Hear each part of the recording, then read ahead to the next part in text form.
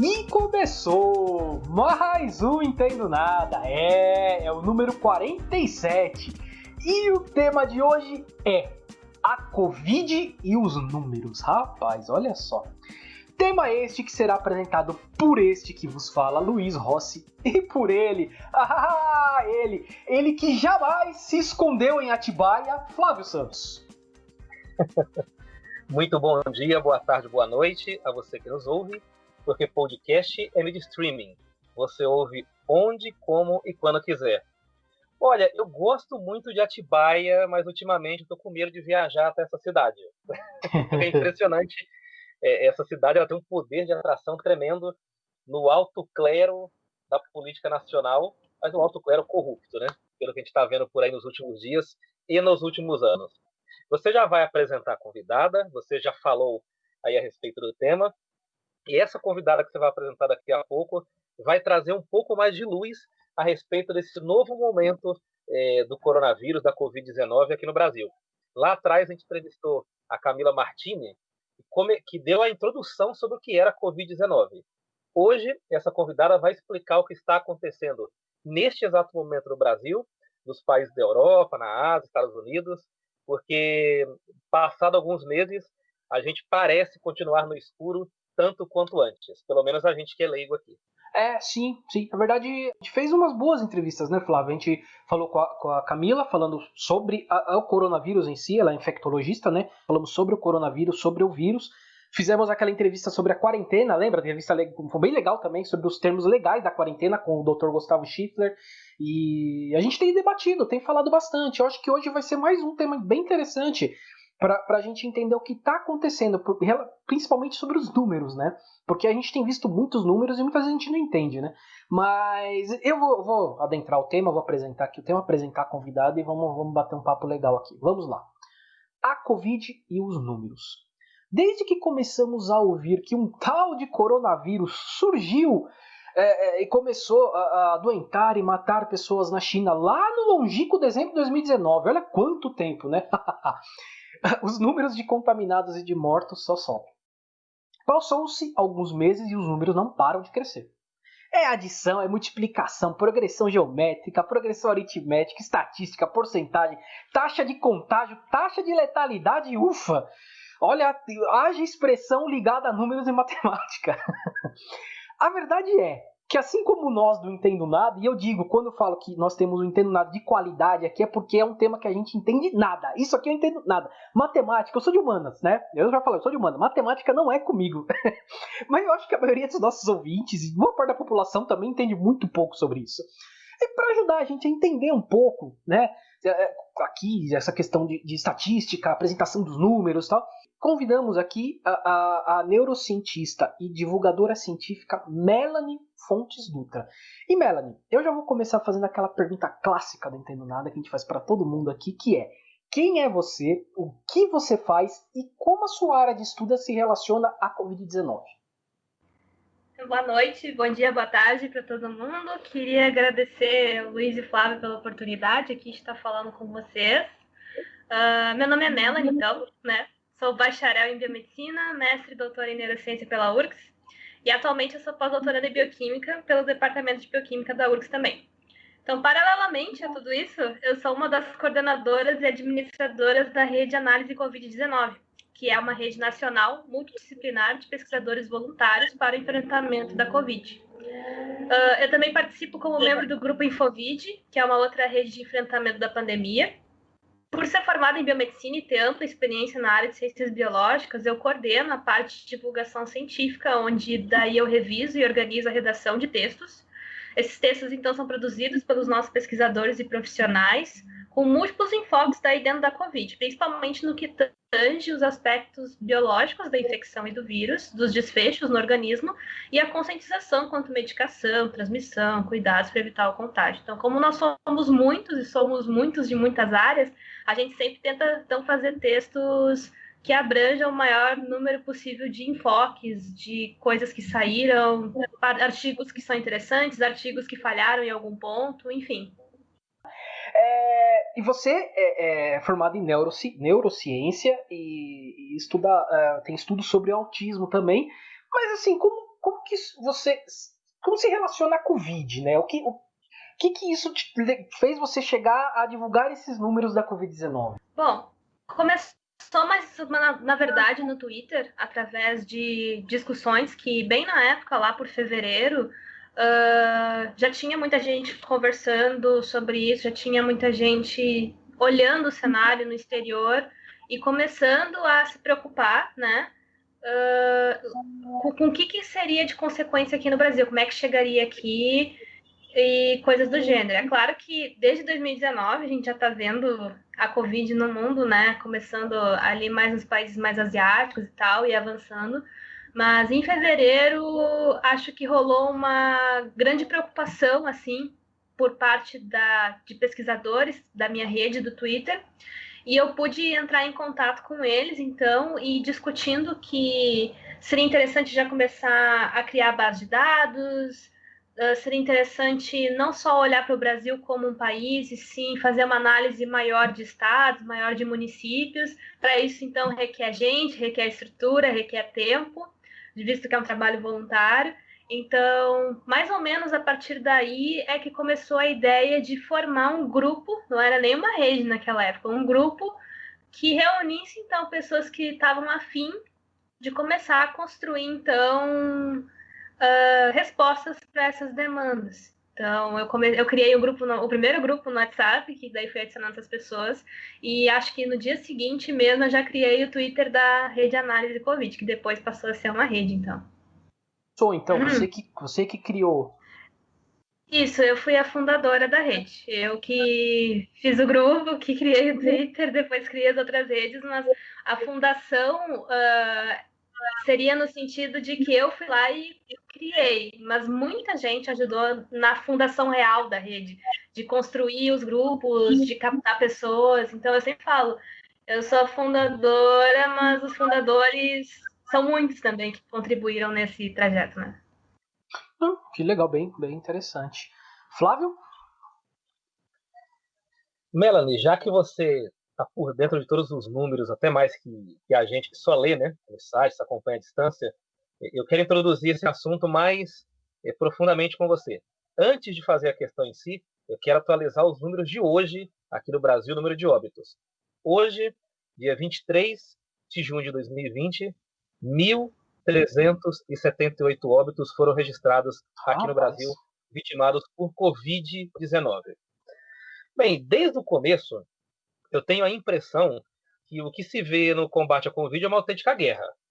Seja uma guerra contra o vírus, ou seja uma guerra de informações, uma guerra numérica. E nós sabemos muito bem que qualquer batalha, de qualquer natureza que seja, a primeira coisa que morre é a verdade. Então existem os cientistas, as pessoas como você, que batalham pela verdade, para colocar a narrativa real dos fatos para a população, e existem aqueles que tentam desmentir, aqueles que tentam puxar para um outro lado mais político e desvirtuar um pouco a gravidade de tudo. Por isso eu queria saber de você por que é tão importante saber os números exatos da Covid-19 aqui no Brasil e no mundo como um todo. Bom, tem vários motivos de por que esses dados são muito importantes, né? Mas eu poderia citar primordialmente que eles são importantíssimos para analisar com senso crítico como está o avanço da pandemia, aliado, então, à coleta de outros fatores, como decretos por parte dos municípios, como a estrutura, como dados demográficos, que são importantes para a gente verificar populações vulneráveis dentro da Covid, por exemplo. Então, a coleta de dados, não só dados numéricos, no sentido de casos, óbitos, calcular taxas de letalidade, mortalidade, essas coisas, mas também outros dados relacionados a que são o que a gente chama de microdados, né? Esses dados relacionados à demografia de municípios, a condições sanitárias, enfim. Tudo isso, então, gera um alicerce para a gente poder criar estudos que daí vão poder servir como auxílio para o enfrentamento de alguma localidade, visto que a gente sempre tenta manter contato, então, com as secretarias de saúde, prefeituras e governos e tal, então a gente sempre tenta analisar com um enfoque mais preciso, assim, como é que é a realidade de cada município, de cada local dentro de algum estado, então. Se os números não forem exatos, não estaremos munidos, então, de informação de qualidade para o enfrentamento da pandemia, e essa, com certeza, é uma das nossas maiores limitações. Então, além dos números não serem exatos e haver divergência em alguns boletins de um dia para o outro, então já aconteceu de sumir óbitos de um dia para o outro, por exemplo, há uma desafiadora subnotificação e atraso de notificação que a gente ainda também tem que lidar. Então, é por isso, por exemplo, que estudos de modelagem epidemiológica também são bastante importantes, porque nos ajuda a compreender e criar cenários baseados em aproximações também. Então, a gente tenta sempre driblar com os recursos que a gente tem essas limitações para poder tentar ter um vislumbre de um cenário mais próximo da nossa realidade, né? Porque é só assim que a gente vai conseguir ser mais assertivo. Então, com base nesses números, no painel numérico que a gente tem do país, como que você avalia hoje a situação no Brasil em meio a essa pandemia de Covid-19? O Brasil está numa curva, está numa ascendente, numa descendente? Como que você avalia a situação geral do Brasil? Bom, primeiro, acho que chega até a ser repetitivo dizer que é bastante preocupante a situação do Brasil. A gente não tem uma pandemia no Brasil, a gente tem várias pandemias dentro do Brasil, né? Então, a gente está trilhando uma direção bem perigosa e o reflexo disso é o número de óbitos exacerbado, a superlotação das UTIs, que a gente já está vendo em alguns municípios e estados. E acho que uma questão que é muito importante ser debatida é a falta de adesão da população em acatar os decretos mais restritivos ou que regulamentam o isolamento e o distanciamento social. Então, enquanto uma parte da população está genuinamente preocupada, né, como deve ser, outra já está mais resignada e ainda tem uma outra que está completamente indiferente. Então, a porção resignada já se acostumou com a casa dos 1.000 óbitos por dia. Já ouvi comentários com um tom positivo quando o resultado diário bate 700 ou menos que 1.000. E isso é complicado, porque mostra que algumas pessoas já estão acostumadas a um cenário em que por dia poderemos, né, perder um número inaceitável de pessoas. E não é uma questão de que número é aceitável. Nós estamos perdendo vidas que são preciosas para alguém e isso não pode nos colocar numa situação de resignação em hipótese nenhuma. Por fim, a gente tem, então, esses indiferentes, os que seguem fazendo festas imensas em meio à pandemia, se aglomerando nos finais de semana em locais públicos, sequer respeitando o uso de máscara ou distanciamento adequado. Isso mostra, então, uma certa fragilidade no nosso sistema que precisa ser revista, precisa ser discutida. Vejo muito isso por aqui em Porto Alegre, por exemplo, que muitas vezes o pessoal vê agentes que deveriam executar essas ações de fiscalização e eles não estão fazendo. Locais de aglomeração em que ocorre todo tipo de incoerência com a pandemia e não havendo dispersão, por exemplo. Já aconteceu várias vezes de eu, infelizmente, presenciar isso ao passar de carro em locais tipo praça, tipo a orla, ver o pessoal todo aglomerado e ver, por exemplo, algum carro de algum agente fiscalizador, por exemplo, e não indo ali dispersar, apenas olhando. Já cheguei a ver até sem máscara, o que me espantou. Então, o sistema que faz certas concessões acaba se tornando frágil e a adesão vai se comprometer ainda mais. Você sabe que eu tô no interior de São Paulo, né? Eu tô em Indaiatuba e saí na sexta-feira, peguei o meu cachorro aqui, o Max, né? Que é já um personagem presente aqui do nosso podcast. De vez em quando ele até resolve aparecer por aqui, dar uns latidos aqui, né? E eu peguei, fui dar uma volta com ele numa praça que tem aqui. Sem brincadeira, sem brincadeira. Eu cruzei com umas 15 pessoas nesse caminho. Perto, é aqui perto mesmo. É coisa de 2, 3 quarteirões e mais algumas pessoas que estavam na praça, né? Somente eu e uma pessoa que por um acaso era um cara que estava cambaleando de bêbado que estava de máscara. Mas ninguém, sem brincadeira, mas ninguém. Gente, família com criança brincando na praça sem máscara. Como é que pode, né? Eu falei, cara, o que tá acontecendo? Tá morrendo mais de 1.000, 1.200, hoje mesmo, 1.300 e pouco, que o Flávio acabou de trazer o número aqui. Gente! Sim. Gente, vocês estão... Surreal, né? Surreal. Não, sem brincadeira, o pessoal aqui, e sendo que agora que tá chegando no interior, né? O interior de São Paulo agora tá começando a sentir pra valer, né? Os números aqui cresceram bem. Eu vou dar um relato aqui pra vocês. Mesmo com a proximidade da morte, mesmo as pessoas conhecendo vizinhos que morreram, familiares, estranhamente elas continuam resistentes ao uso de máscaras. Eu moro num bairro aqui da Zona Leste de São Paulo que está beirando os 300 óbitos. Tem mais de 250 óbitos. E eu comecei a correr de novo na rua com distanciamento social, né? Porque muito tempo eu não estava saindo. E no último sábado, eu fiz uma corrida de uns 3, 4 quilômetros no bairro. Eu andei no meio do CDHU, de Coab, de comunidade, e eu calculei assim por cima uns 10% de pessoas usando máscara. Nossa. Uns 10%. No meu prédio, eu moro num prédio que teve gente com Covid. E quando eu converso com as pessoas no prédio, as pessoas falam, mas Deus não quer que te pegue. Eu ouvi uma pessoa dizendo que a máscara, ela facilita se contaminar. É como se fosse uma conspiração para todo mundo se contaminar. Então, mesmo pessoas que têm os exemplos próximos, elas não estão com medo. Eu fico pasmo. Então, eu estou fazendo esse relato aqui, porque eu vejo aqui na rua, aqui no meu bairro, teve muitas mortes, está entre os líderes aí de óbitos, e mesmo assim as pessoas não temem e não usam máscara. O uso da máscara parece que foi abolido completamente. É muito complicado, eu vejo isso direto aqui em Porto Alegre também. Tá passando na rua e ninguém de máscara. A gente tem a Orla aqui, né, que dá fim de semana e lota, né? E tu vê famílias inteiras, assim, juntas, e às vezes só o idoso com máscara, as crianças, o resto do pessoal não. Tu vê gente que claramente está realmente se encontrando pro rolezinho, compartilhando bebida, compartilhando um monte de coisa, como se nada tivesse acontecendo, né? Bom, o vírus não faz seleção de contaminação.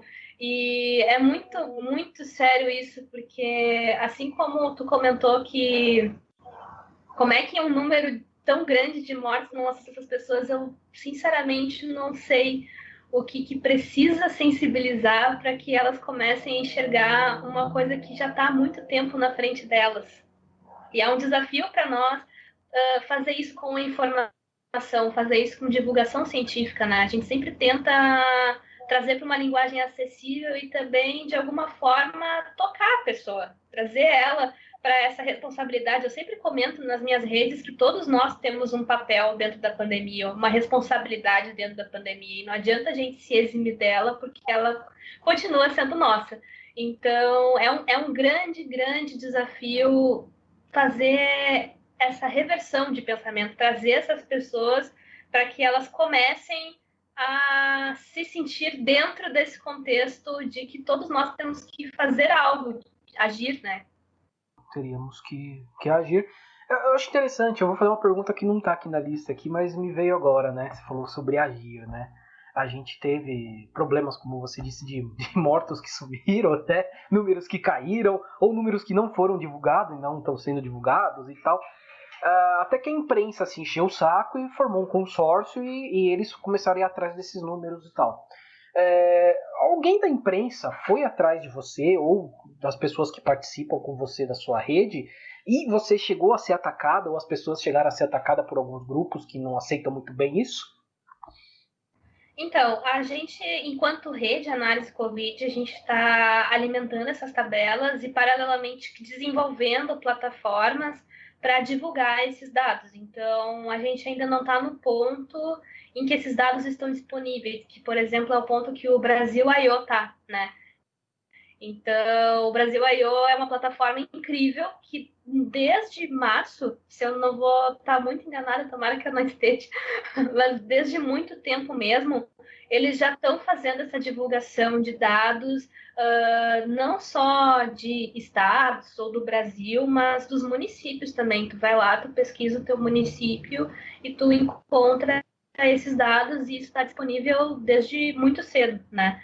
Então, acho muito legal esse consórcio que foi feito, essa mobilização, né? Que claramente deve ter envolvido muita conversa e discussão para várias mídias que a gente considera, abre aspas, não vou pôr rivais, né? Mas são concorrentes, né?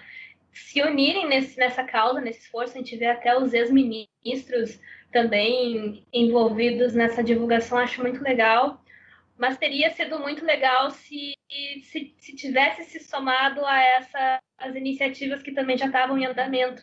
Então, eu, por exemplo, particularmente não fui consultada, assim, por jornalistas nem nada, mas também entendo que seja porque a gente ainda não chegou nesse ponto. Então, a gente também está com outros enfoques nesse momento enquanto isso está sendo construído. Mas esse tipo de ataque, assim, que a gente acaba sofrendo por fazer essa divulgação, isso é uma coisa que sempre permeia, né? Então, acho que é uma coisa que, por a gente estar fazendo um trabalho, infelizmente vai acontecer também essa chamada desse outro lado, sabe? Como sempre, né? Infelizmente. É demais, viu? É demais, é demais. Bom, eu vou fazer mais uma pergunta, depois eu vou deixar o Flávio também falar um pouquinho, que é a questão da segunda onda, né? Se o Flávio a gente conversa aqui, a gente fala que o Brasil não vai nem viver uma segunda onda, né? Vai ser um tsunami só, pelo jeito, né? Do jeito que a situação tá indo. Mas já começa, vai ser uma coisa só. A gente dá risada, mas é triste, né? Mas já se comenta, eu ouvi hoje, ou li alguma coisa por cima, que na Coreia do Sul já parece que eles já estão muito preocupados com uma segunda onda, já começou a ter alguma coisa lá, eles estão indo atrás para tentar evitar. Já noticiaram lá, isso mesmo, hoje mesmo já noticiaram. Sim. Então, provavelmente esse fato, essa questão, ela existe mesmo? Existe esse risco ou é fato que vai acontecer mesmo? Então, para esses locais em que se passou a primeira onda, como a gente chama, né, da pandemia, o risco com certeza é importante. Talvez a gente possa dizer até eminente, dada essas notícias que chegaram hoje. Eu li da Coreia do Sul, já li de algum lugar da Europa, assim.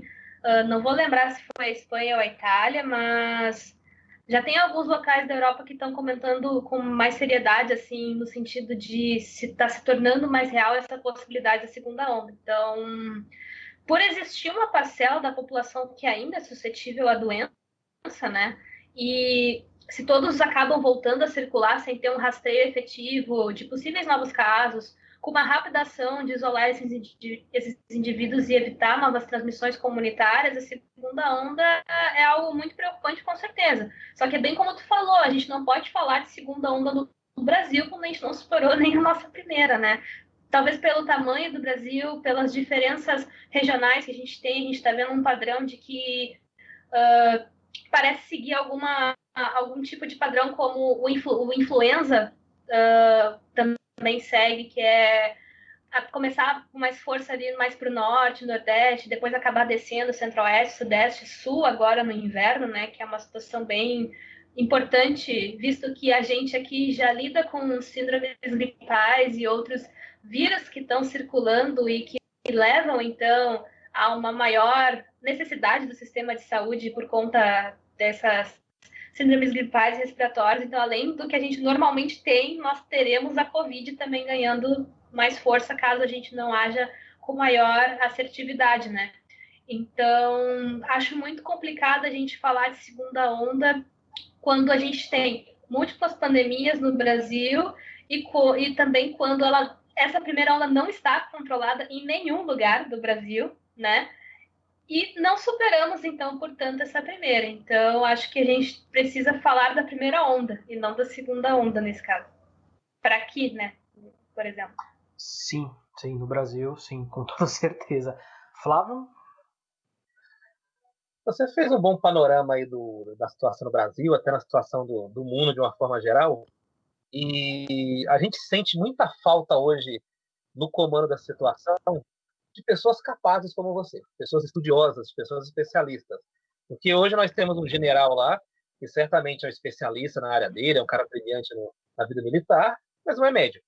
Nós tivemos o Tate, que era um cara que estudou em Harvard, ou seja, estava preparado para aquele cargo, não durou muito. Tivemos o Mandetta lá atrás, que também não durou muito. Então vamos fazer a seguinte pergunta para você. Se hoje a Melanie fosse ministra da Saúde do Brasil, quais medidas você tomaria? Bom, é complicado responder essa pergunta porque eu não tenho nem dimensão, né, do tudo que cabe, né, a esse ministério e todas as questões, mas vamos botar assim em termos mais gerais, assim, né, considerando que eu saiba. Eu destinaria, então, os recursos financeiros para estratégias respaldadas cientificamente, sem gastar com medicamentos que já estão comprovados que possuem pouca ou nenhuma eficácia e até podem comprometer o estado de saúde do paciente, dependendo. Teria investido em hospitais de campanha para tentar melhorar o sistema de saúde locais, especialmente no interior dos estados. Acho que teria criado, aliado ao setor de comunicação, programas educativos promovendo lives e conversas com especialistas e cientistas brasileiros. Por exemplo, poxa, se eu fosse ministra, eu ia adorar que as lives, por exemplo, do Átila, da Natália Pasternak e de tantos outros cientistas fossem vinculados ao Ministério da Saúde, sabe? Então, convidar esses especialistas e cientistas brasileiros estão fazendo um trabalho excelente para explicar a pandemia e seus aspectos à população em horário de TV importante, de alta procura da população.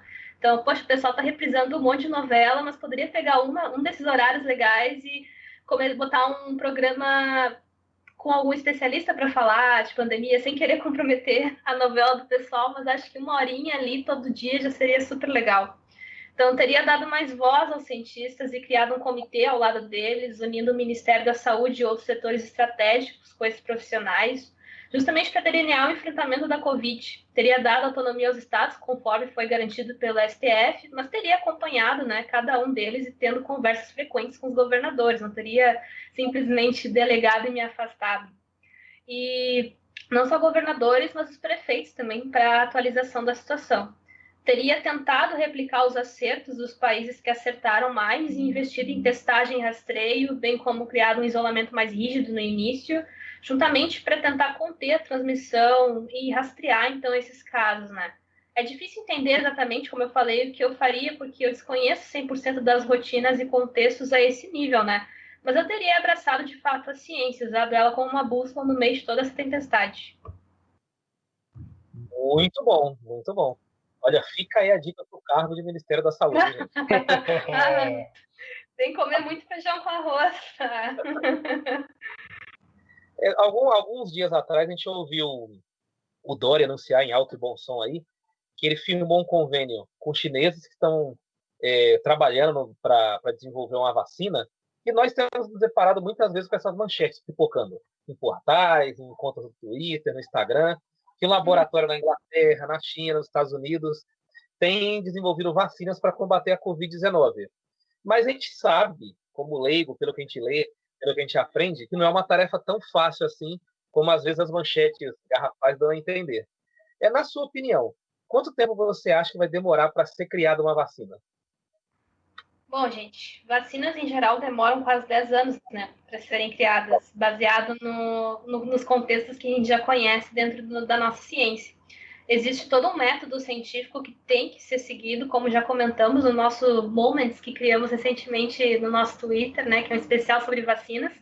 Então, no caso da Covid-19, é um esforço internacional imenso. Em menos de um ano já temos uma vacina candidata em fase clínica 3 e tantas outras também que já estão em ensaios clínicos. Então, acredito que esse ano ainda teremos novidades sobre essa em especial, que está na fase 3, mas considerando que tudo dê certo nessas vacinas mais adiantadas, nesses estudos clínicos, e também considerando produção, distribuição, a própria vacinação, eu acredito que na melhor das hipóteses, 2021, 2022, assim, e já vai ser algo extraordinário, baseado no tempo, nos desafios que é tu criar uma vacina num contexto de distribuição global. Sei que não é a resposta que todo mundo queria, mas né, acho que antes disso seria bem aquele excesso de otimismo, né? Sim, não, até antes de passar para o próximo bloco, ouvindo você responder essa pergunta, me veio outra questão na cabeça aqui. O que eu ouvi, o que eu li sobre vacinas, o pouco que eu conheço, né, que eu li aqui, é que por já ter algumas pesquisas em andamento referente a SARS-CoV-1, se eu não me engano é isso, né?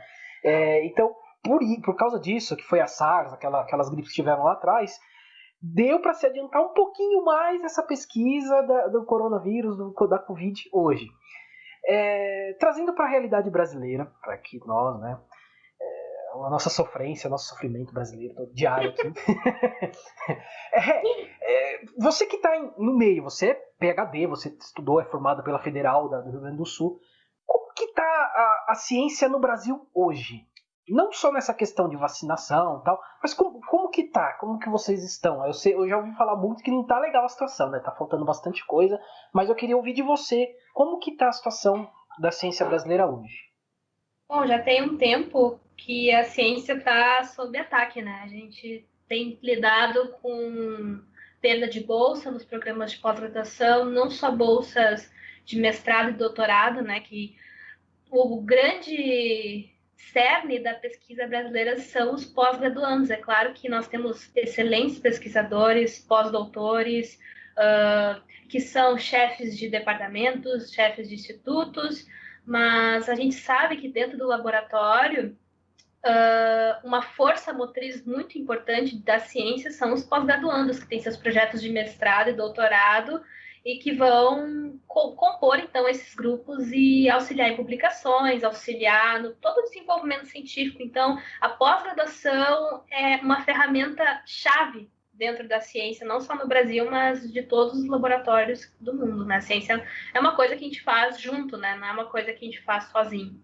Então, esses ataques, além de estarem ferindo esse cerne por tirarem literalmente a oportunidade que muitas vezes é única do pós-graduando ingressar então numa universidade de excelência para poder desenvolver um projeto significativo. Às vezes a bolsa é a única renda que esse pós-graduando tem, então toda a minha pós-graduação eu fiz ainda bem com bolsa e não sei se conseguiria ter feito toda ela sem a bolsa. Mas outro setor, assim, que também está sofrendo bastante é a iniciação científica, aquelas bolsas destinadas para os alunos da graduação que estão iniciando a sua trajetória acadêmica, se inserindo em laboratórios e fazendo justamente isso, uma iniciação à ciência, para depois se prepararem para uma seleção de mestrado e depois uma de doutorado e se tornarem pós-graduandos. Então, a gente tem sofrido muito com essa questão das bolsas, com essa questão desse incentivo, né, que é muito importante para o andamento e a nova geração desses futuros cientistas brasileiros. Não só essa questão das bolsas, mas de editais de fomento à pesquisa, bolsas também de produtividade, que pesquisadores já inseridos em universidades possuem dentro de órgãos como o CNPq, por exemplo. Então, existe toda uma preocupação que a gente já vem enfrentando há muito tempo com essa questão do fomento à pesquisa, né? Isso leva muitos pesquisadores a buscarem oportunidades fora do Brasil, muitas vezes saindo do país e indo exercer a ciência num outro lugar, o que, ao mesmo tempo que é muito interessante se esse pesquisador vá por um espaço de tempo e retorne para o Brasil, então poder assimilar esse conhecimento, né, que é bem legal e tal, mas muitas vezes essas pessoas não voltam, porque não tem oportunidade aqui, não tem cargos, às vezes, para tu, quando sai da pós-graduação, se inserir em alguma universidade. Então, é bastante complicado, assim, a gente vê um cenário com muitas limitações. Mas uma pessoa que ouve isso pode pensar que a nossa ciência, então, não tem a qualidade que deveria em comparado com uma ciência que teria, então, todo esse amparo de fomento. Muitas vezes, e eu vejo isso claramente, não só na URGS, mas em vários outros lugares, as pessoas se desdobram, conseguem fomentos de outros editais, muitas vezes do exterior, e ficam aqui no país e, de alguma forma, conseguem seguir produzindo uma ciência de muita qualidade, publicando os seus achados em revistas conceituadíssimas internacionais.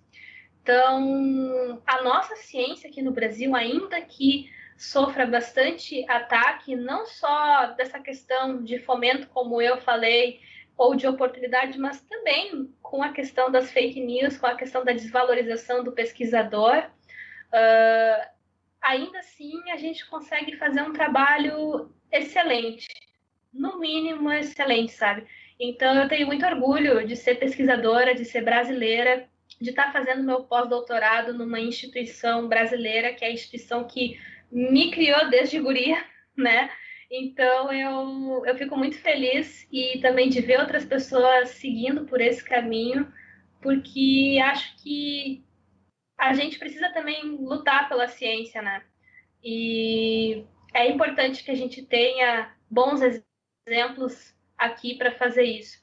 Então, com certeza, esses bons exemplos não faltam. Nós estamos sempre na ativa e agora na pandemia nós estamos mostrando que existem muitos de nós por aí, muitos pesquisadores que estão se encontrando nas redes sociais e formando essas redes. Acho que a pandemia, esse contexto, né, da pandemia, não a pandemia em si, mas esse desafio que ela está nos proporcionando, está semeando um fruto que vai ser muito duradouro lá na frente. Essas redes, elas provavelmente não vão sumir no momento em que a Covid estiver solucionada ou administrada. Não, elas vão seguir com outro enfoque, essas parcerias, elas vão se consolidar em outras áreas, outros momentos. Então, acho que esse desafio nos proporcionou uma coisa muito valiosa, que a gente vê que nós somos muitos e que a distância, muitas vezes, entre nós está em um tweet, em um e-mail, em uma pessoa que conhece outra e passa o teu WhatsApp, e aí vocês começam a conversar. Então, quebrou muitas barreiras, né? Com lives, com essas ferramentas, então, de comunicação, e nos aproximou mais também. Isso eu acho que é fundamental para a gente seguir brigando no sentido positivo, no sentido de trazer melhorias e conquistar espaços e valorização que é fundamental nesse contexto da nossa ciência, que já é muito boa e tem tudo para melhorar, deslanchar, para a gente poder seguir fazendo um bom serviço. Boa, boa, isso mesmo, isso mesmo. Eu acho que pelo que é apostado no Brasil, pelo que é colocado de dinheiro para o Brasil fazer ciência, o Brasil consegue fazer muita coisa. Muita coisa, nossa. Com Muita certeza. coisa. E isso não pode respaldar no sentido de, então se com esse pouco que eles estão fazendo, então deixa esse pouco. Não, esse pouco nos traz muitas outras dificuldades que afetam também diretamente isso, né? Então eu acho que isso tem que justamente respaldar para gerar uma conscientização de que esse pouco é muito pouco mesmo e ele não deve ser só esse pouco, né? Ele precisa ser, no mínimo, o suficiente, né? No mínimo. Bom, é isso. Vocês ouviram a Melanie falando muito bem sobre a ciência no Brasil, né? Não é coisa de vagabundo, tá? Porque é incrível a gente ter que falar isso, né? Mas não é. Olha, que situação que a gente tá. Ai, ai, olha. Se não fosse a ciência no mundo, né? A gente estaria com um problema muito maior na mão, né? Com a questão do coronavírus, muito maior. Mas é isso. É isso. Flávio, tem mais alguma consideração?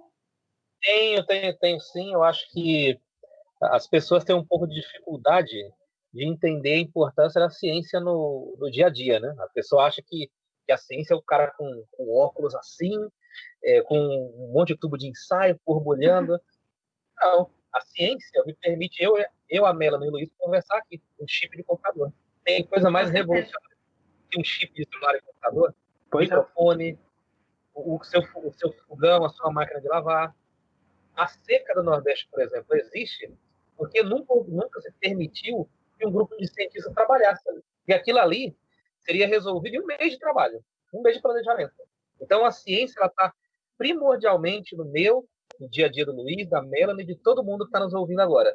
A ciência é fundamental. Não é coisa só de tubo de ensaio. E, aliás, o que é testar em tubo de ensaio também afeta a sua vida e melhora a sua vida. A vacina, todo mundo está esperando para a Covid-19, vai sair de tubo de ensaio, vai sair de teste, assim, que às vezes é tão estereotipado. É isso mesmo. É isso mesmo. Bom, a gente terminou a primeira parte aqui, o primeiro bloco. Vamos falar um pouquinho. Eu deixei uma outra questão aqui, porque ela vai cair no que a Melanie estuda, no que ela realmente é formada, ela estuda isso. E é uma fake news, para mim, uma das piores. Mas então vamos lá, vamos no nosso Ixo no Existe. Como especialista, eu posso garantir: isso não existe. Boa, boa. Vocês ouviram aí o nosso querido Padre Quevedo falando, né? Ixo não existe. Eu vou explicar para quem está ouvindo pela primeira vez o que é o Ixo não existe.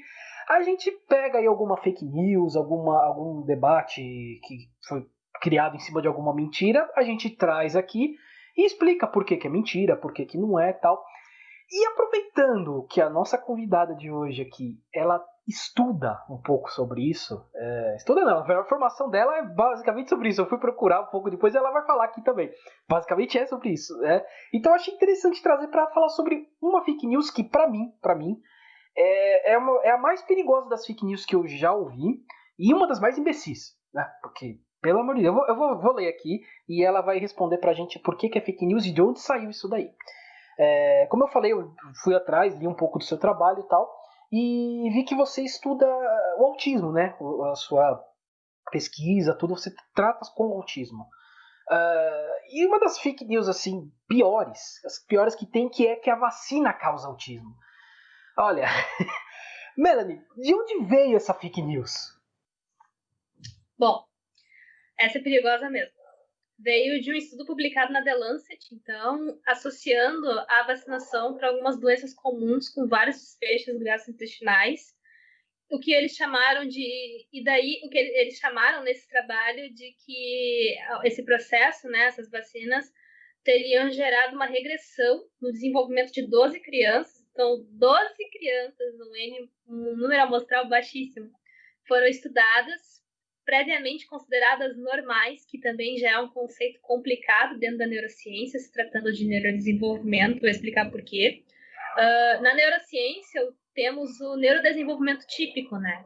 Então, é todo aquele processo que ocorre, né, durante o neurodesenvolvimento, a formação de todo o sistema nervoso central e periférico. Então, se ele atinge certos momentos conforme é esperado, a gente diz que a pessoa teve um neurodesenvolvimento típico, né? Então, esse neurodesenvolvimento típico não é o mesmo que... Não, o meu, por exemplo, não é o mesmo, não necessariamente é o mesmo que o teu ou de outra pessoa. Pode acontecer certas coisas ao longo desse neurodesenvolvimento, mas se no fim das contas nós tivermos um comportamento típico também, assim, a gente considera então que todos nós tivemos um neurodesenvolvimento típico, ainda que com algumas peculiaridades. Então, a gente, além do neurodesenvolvimento típico, tem os transtornos do neurodesenvolvimento, que daí é quando acontece alguma coisa que pode levar a alterações no andamento típico do desenvolvimento e que podem ter consequências na vida pós-natal, como o autismo. O autismo é um transtorno do neurodesenvolvimento. A pessoa que tem autismo não tem um neurodesenvolvimento típico, ela tem um transtorno do neurodesenvolvimento. Então, esse termo normal, assim, quando o neurocientista vê, já dá aquela coceira, assim. Então, desde esse artigo, fazendo essas associações, muitas retratações foram feitas e são ainda feitas. Muitos estudos e revisões anualmente são publicados, mostrando que não há relação da vacinação com o autismo e novamente evidenciando que o transtorno do espectro autista é um transtorno que tem origem no neurodesenvolvimento gestacional, muito provavelmente por meio de uma interação entre fatores genéticos e ambientais de risco, por exemplo. Então, essa questão da vacina já cai por terra por esses dois motivos. Primeiro, porque é um fenômeno que acontece no neurodesenvolvimento provavelmente gestacional. Então, não é um momento... a pessoa ela não nasceu ainda para tomar uma vacina e daí desenvolver. Já é um consenso, assim, existe um consenso na literatura de que provavelmente é um fenômeno do neurodesenvolvimento gestacional. E que ainda que a gente não entenda a etiologia, o que de fato causa e leva ao autismo, a gente sabe que existe essa relação, então, entre fatores genéticos e fatores ambientais de risco. Então, não há evidências científicas desde então que suportem ou suportaram em algum momento que vacinas causam autismo ou outro transtorno do neurodesenvolvimento. Isso é importante ficar claro e vocês podem ter certeza que nesse ano e nos anos a seguir ainda teremos muitos pesquisadores dedicados a publicar e a realizar estudos investigando esses aspectos, justamente porque o movimento anti-vacinação ou anti-vaxxer é muito perigoso. A não vacinação, além de trazer doenças que já são erradicadas, como a polio, sarampo, coqueluche, entre outras, essas doenças, então, sendo erradicadas, no momento em que a gente para de fazer essa vacinação, a gente pode estar criando cenários de novos surtos que podem trazer fatalidades que são evitáveis. Então, a vacinação é muito benéfica para uma sociedade, evitando surtos de doenças conhecidas e também protegendo a sociedade da nova circulação desses micro-organismos. Então, é muito importante a gente ter isso em mente, é muito importante entender, de fato, que essa relação não existe e que todo ano, então, como eu falei, saem novos trabalhos ressaltando que ainda não há evidências e, com certeza, não vou dizer com certeza, mas, sabe, já são quase 20 anos, se eu não estou muito enganada, mostrando que esse artigo está errado. E nesses 20 anos a gente vacinou muita gente. Então, realmente, assim, não tem evidências que suportem ou suportaram que a vacinação causa autismo ou algum transtorno do neurodesenvolvimento. Isso já é muito bem sabido pela comunidade e é importante que isso chegue nas pessoas, porque nós estamos num momento onde, quando a gente tiver a vacina da Covid, é muito importante que haja adesão, que haja uma rápida mobilização para que essas vacinas sejam aplicadas para as pessoas, porque assim a gente vai começar, então, essa imunização, ainda que exista certas dúvidas se vai ser uma imunização prolongada ou se vai ser uma imunização mais breve, né? Deixando esse questionamento um pouco à parte, inicialmente isso vai gerar uma resposta importante para que a gente diminua essa transmissão. E é importante que a gente diminua essa transmissão para que a gente consiga rastrear novos casos e ter maior assertividade em fazer o isolamento adequado para que a gente comece daí a pensar num retorno para um novo normal, né? E esse nosso novo normal também tem que ter uma política mais assertiva de rastreamento de novas possíveis pandemias. Esse nosso novo normal não pode, por exemplo, considerar ou permitir que o desflorestamento siga ocorrendo. A gente já viu vários trabalhos mostrando que a Amazônia é uma reserva de vários micro-organismos que podem acabar propiciando novos surtos de outras pandemias ou outras epidemias. Então, é importante que a gente, nesse nosso novo normal, tenha uma adesão à ciência, consiga finalmente entender que a ciência não é algo que está trabalhando contra ti, é algo que, desde o seu advento, vem trabalhando para e com a humanidade. Rapaz, foi uma aula, hein, Flávio? Você viu que ficou bem quietinho aqui, só... Eu sou palestrinha, se vocês deixarem eu falar, eu vou seguir. Não, mas é isso aí que a gente quer. Gravar isso aqui, reproduzir no viaduto do chá em São Paulo. O pessoal sabe de uma vacina, porque eu acho incrível, do ponto de vista negativo mesmo, que em pleno século XXI tenha que se explicar a importância e eficácia das vacinas. Se surgem notícias negativas atreladas a isso. Porque, na minha concepção, a vacina e os antibióticos foram os dois grandes saltos na qualidade de vida e na expectativa de vida da humanidade, talvez nos séculos. Bom, como vocês puderam perceber, a internet do Flávio não estava lá aquelas coisas nesse momento. Na verdade, ela ficou oscilando a gravação toda e ele grava na casa dele, mas a gravação dele, por algum motivo, não gravou, deu problema, enfim, coisas tecnológicas, né? E eu só tô avisando aqui porque ele fala de um assunto bem interessante que a Melanie depois complementa de maneira muito legal.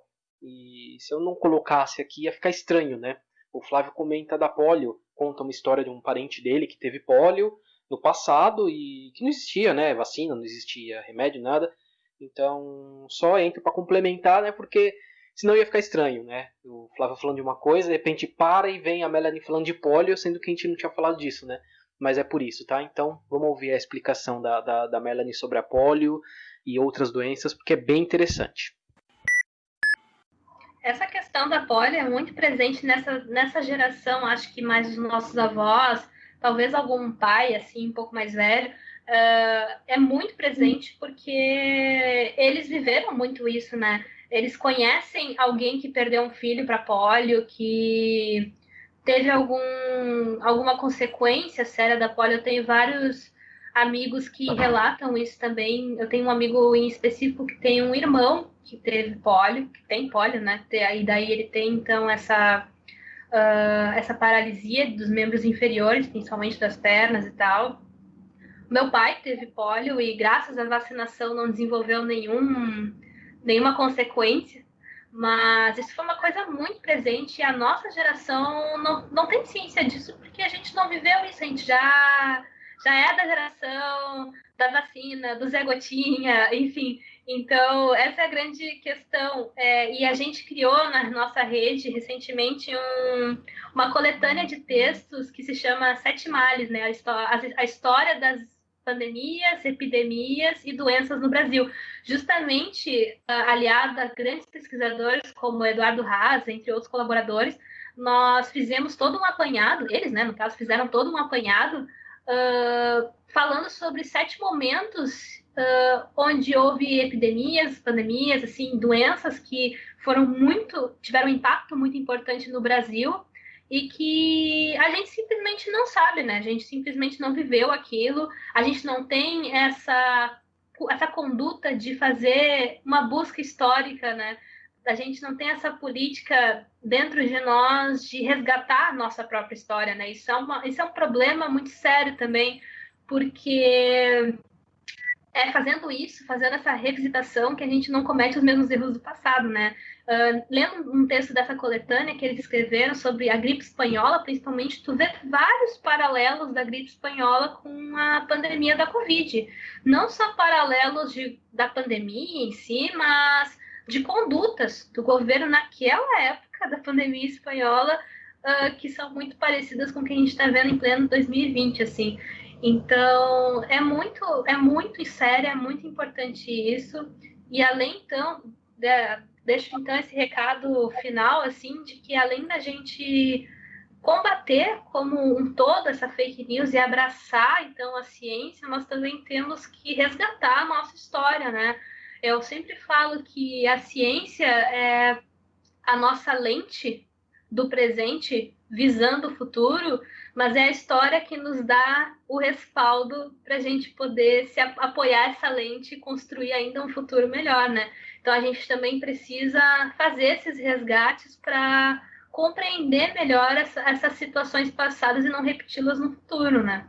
Você falou uma coisa bem interessante aí, que minha mãe trabalhou durante muito tempo aqui na área de imunização, aqui no estado de São Paulo, né? Ela trabalhou na Secretaria do Estado durante muito tempo na área de imunização. E ela falava mais ou menos isso que você fala, que essa geração mais nova, atual, ela não vê as pessoas com pólio, não vê as pessoas com sarampo, com doenças que matavam, né? E a gente não vê mais isso. Então a gente não acredita. A própria AIDS, né? Se você parar para pensar, o número de pessoas que tá aumentando, as pessoas que estão ficando com AIDS são as pessoas mais jovens, né? São os mais jovens que estão ficando, porque você não vê mais, ou você não escuta mais falar, né? Que a pessoa morreu, famosos morreram, né? Então, parece que não, mas isso entra, né, na cabeça da pessoa. Ela acha que não precisa mesmo se vacinar, tomar cuidado, né, na questão da AIDS. É realmente uma coisa bem, bem complicada. E cabe sim não só vocês cientistas, né, e a gente aqui que está nessa lado de cá, que trabalha com comunicação, ou não trabalha, no nosso caso a gente faz mais pro hobby, mas a gente gosta, e tentar passar essas informações da melhor maneira possível, né? Com certeza. Sim, não, e gostei muito porque você fala bem, você explica bem, consegue traduzir tudo isso de uma maneira bem fácil para as pessoas entenderem, e acho que esse seria um papel legal da ciência junto com a comunicação. É o que precisaria ser feito, né? Você passar isso para todo mundo de uma maneira bem simples. Eu acho que essa entrevista nossa aqui de hoje, realmente, ela é bem explicada, ficou bem explicado para todo mundo entender o que está acontecendo. E essa parte aqui do final aqui da fake news, do autismo e tal, perfeito, foi uma aula. Que eu falei, fiquei quieto aqui, só deixei você falar, mas pode falar, faz a palestra aí, porque tá perfeito, é isso mesmo, muito bom. Ah, que bom que gostaram, agradeço bastante. A gente agradece pelo seu tempo, pelo seu talento aqui explicando, por tudo que a gente aprendeu, porque a ideia do nosso podcast é essa mesmo, posso fazer essa ponte de assuntos que são importantes para a pessoa no cotidiano, e elas nem sempre estão entendendo exatamente o que ocorre. Então, a nossa humilde função aqui é fazer essa ponte dos nossos ouvintes com pessoas como vocês, como você inteligente, didática do jeito que foi. Obrigadão, viu, pelo carinho, pela atenção e do seu tempo aí pra gente. Eu que agradeço, gente, em nome da rede, em meu nome particularmente. Obrigada de verdade mesmo por darem espaço para a gente poder conversar e se aproximar das pessoas, né? De todo mundo que está ouvindo, que tem interesse. Bom, vocês ouviram aí a ótima entrevista, essa entrevista que realmente, olha, foi uma aula e espero que todo mundo goste mesmo, porque realmente ela explica muito bem. Olha, estou muito feliz com essa entrevista aqui. Mas como ela mesmo explicou, ela teve que sair, ela já tinha outro compromisso, mas a gente vai continuar aqui, vamos terminar o que a gente começou aqui, vamos passar para as nossas dicas culturais. Dicas culturais. Boa. Bom, eu vou ler a dica cultural porque ela me mandou aqui pelo WhatsApp, e eu achei bem legal a dica cultural dela, viu? Bem interessante. É um encontro que vai acontecer agora, encontro online, né? Vamos deixar claro que é um encontro online, é um festival que vai acontecer entre os dias 26 e 28 de junho, sempre das 2 às 10 horas, né? é um coletivo de indígenas e não indígenas que busca apoiar campanhas de prevenção e combate ao coronavírus. E terão vários povos indígenas aqui do Brasil vão participar, com várias exposições culturais e tal, e até não indígenas também vão participar. E o nome desse encontro vai ser Festival Pontes de Cultura. E pontes é porque realmente é para formar pontes, né? Para unir essas pessoas e apresentar com questão cultural bem interessante. Vai ser tudo transmitindo no Instagram, na @Pontes de Cultura. Eu vou deixar o link aqui para vocês, depois para vocês conseguirem entrar, acessar. Eu pretendo também assistir. Vou até colocar lá, deixou aqui pra gente um flyer, né? Do que vai. Eu vou colocar depois também nas nossas redes sociais, tudo para vocês poderem acessar. E bom, já que eu tô falando aqui, já vou dar minha dica cultural. Eu, na verdade, trouxe 2 dicas. Bom, uma já é meio batida, né? Que é o canal do Átila Yamarino. Já tá meio batido, todo mundo já sabe, né? Tá acompanhando. Mas eu acho legal a gente reforçar aqui que é bem necessário acompanhar o que o Átila tem falado, tudo que ele tem dito. É outra pessoa, outro cientista, ele é cientista, que fala muito bem, explica muito bem. Então eu recomendo que vocês acompanhem sim o canal dele no YouTube, que é o canal do Átila Yamarino. É só procurar. Vou deixar o link também, tá? Não se preocupe, eu vou deixar aqui. A outra, muito interessante isso aqui, é uma cartilha ilustrada sobre como reconhecer fake news. Olha só que interessante, né? O E-Farsas, do Gilmar, que foi um dos nossos entrevistados aqui, já foi entrevistado pela gente. Acho até que a gente vai entrevistá-lo de novo, acho que a gente tem que conversar com ele para ele dar outra entrevista aqui pra gente. Ele junto com o físico e ilustrador Newton Gonzalez, que tem um blog que se chama Blog Nebulosa Bar. Bem interessante, eu entrei lá, vi as ilustrações dele, achei bem legal. Então eles fizeram uma cartilha ilustrada mostrando como que você vê o que é o que não é fake news, como você liga aquele alerta, pô, será que essa notícia é verdadeira ou não, tal. E bem legal, e bem desenhadinha, muito bem ilustrada, achei muito legal. Eu vou deixar o link aqui para vocês lerem, acompanharem e repassarem para todo mundo aí, porque vale a pena. Muito bem desenhadinha, parece uma história em quadrinho, muito legal, muito bem feita. Certo, Flávio, qual a sua dica de hoje? Certíssimo, agora que eu bebi nas fontes do saber do Luiz, Opa. Eu vou dar aqui minhas dicas culturais. Eu quero primeiro dar uma dica cultural do lado científico, para aproveitar o tema do programa. A Melanie falou bastante da revista The Lancet, que é uma revista americana. E eu quero falar de uma revista brasileira que trabalha também assuntos científicos de maneira muito fácil, muito didática, que todo mundo entende, que é a revista Super Interessante.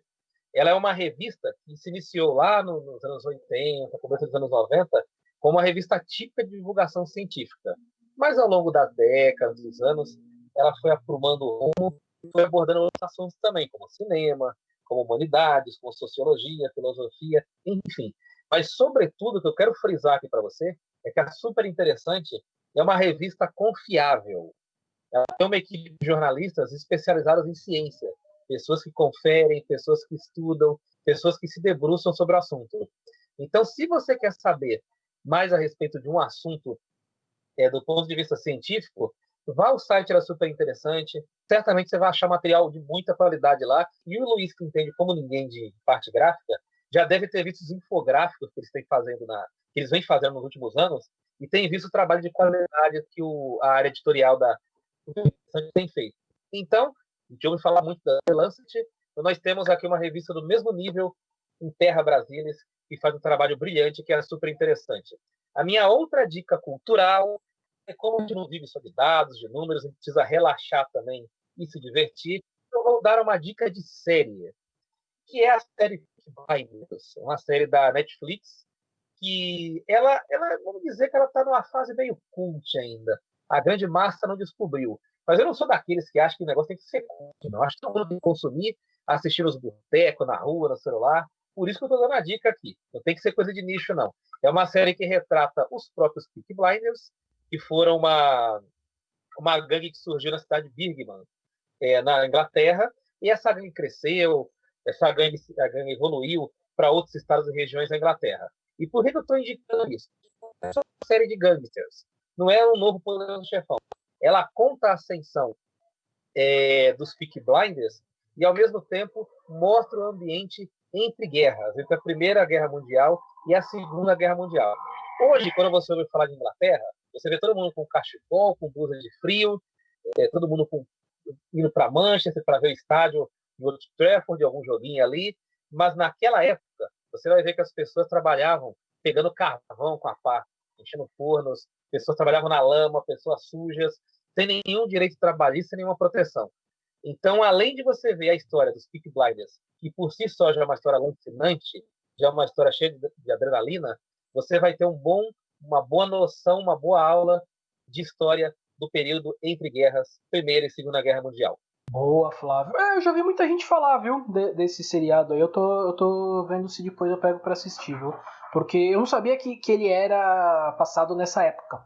Agora, como você tinha me falado ontem você me falou, eu alertei e falei, opa, parece interessante, né? Porque eu gosto dessa época né? O Entre Guerras, é bem interessante. Eu vou procurar pra assistir depois, viu? E não é aquela série que tem uma temporada com 20 episódios. Se eu não me engano, são 6 ou 7 episódios por temporada. Cada um com 45 minutos. É muito legal de assistir.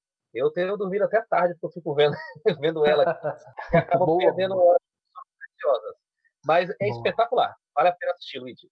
Boa, vou procurar para assistir, sim. Bom, vamos para o nosso salves, chamegos e sapatadas. Salves, chamegos e sapatadas. Eu vou começar dando salves aqui hoje, porque eu acho que o Flávio tem um salve especial, aí depois é bom ele fazer depois, né? Com toda a pompa e circunstância.